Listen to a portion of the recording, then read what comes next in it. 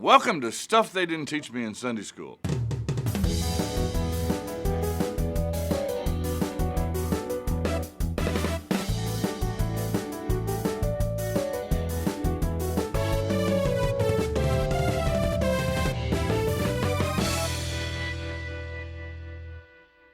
So what?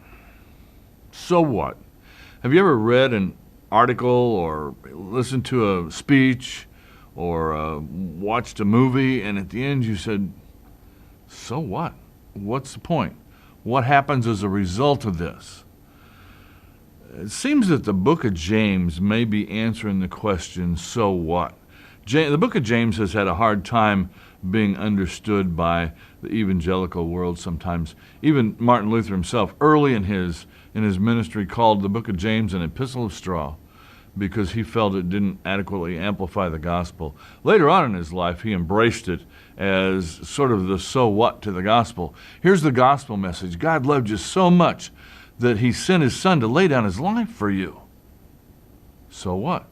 So what implications does that have for us? Paul tells us clearly that it means we get to go to heaven. It means we get to live life on earth here with Christ. But so what? What does that mean for our life? How does that play out? The book of James answers that. It answers that question. It first of all is written to, we're told, the 12 tribes in the dispersion in verse 1. Probably not the Jewish dispersion, but a figurative dispersion. Christians spread out all over the world. The Jewish diaspora or dispersion was understood to be the Jews that had traveled throughout the Mediterranean region and were now living abroad away from Israel. They were called the dispersion. And now the Christian dispersion is those Christians who are spread out all over the world, living apart from their heavenly home. So it's written to Christians. It's written to people that already understand the gospel. They know the gospel. James takes the tact of saying, so what? So how does this shape the way you live?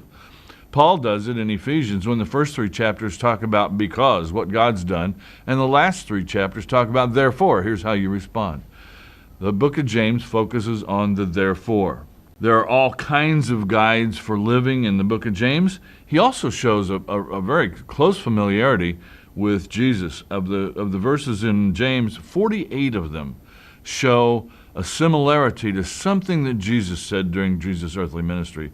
James, a servant of God and of the Lord Jesus Christ, is how he introduces himself. We usually understand James to be actually the half-brother of Jesus himself. So he would have been familiar with Jesus' teachings, and that's reflected in the book of James. There are a number of different sections in here that are interesting from the perspective of so what. In verse 22 of chapter 1, he says, be doers of the word and not hearers only, deceiving yourselves. So take what you hear and put it into practice in your life, in your world. In verse 27 of chapter 1, he says, religion that's pure and undefiled before God and the Father is this, to visit orphans and widows in their affliction, and to keep oneself unstained from the world. So who you are has impact on how you live. When you come to verse 14 of chapter 2, what does it profit, my brethren, if a man says he has faith but has not works? Can his faith save him? We'd be inclined to answer yes, and yet James will point out in verse 17, so faith by itself, if it has no works, is dead. There is no such thing as faith that doesn't show itself in action. So what? Here's what it means to be a Christian. Here's what God's done for you. Because of what God's done for you, therefore, here's how you respond. He has some other warnings in here that are kind of interesting. In chapter 3, verse 1, let not many of you become teachers, my brethren, for you know that we who teach shall be judged with greater strictness.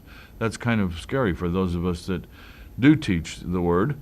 It is also sobering because we realize that there is a heavy responsibility to impart the word in the way that God imparts the word, not to add to or not to take away from what he says.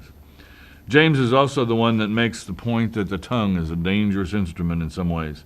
In verse 8, the middle of a sentence of chapter 3, but no human being can tame the tongue, a restless evil, full of deadly poison. With it we bless the Lord and Father, and with it we curse men who are made in the likeness of God. From the same mouth come blessing and cursing. My brethren, this ought not to be so. And he addresses a problem that I think has plagued the church from the beginning of time.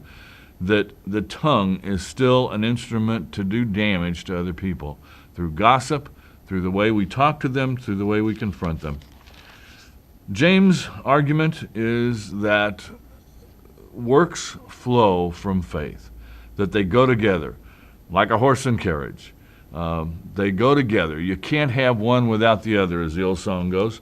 And James makes that point, that if you claim you have faith, but it doesn't show in your life, you have to question whether the faith is there, because faith will impact the way you live out your life. It doesn't change the fact that God sent his son to suffer and die for you and for me, that he paid the whole price.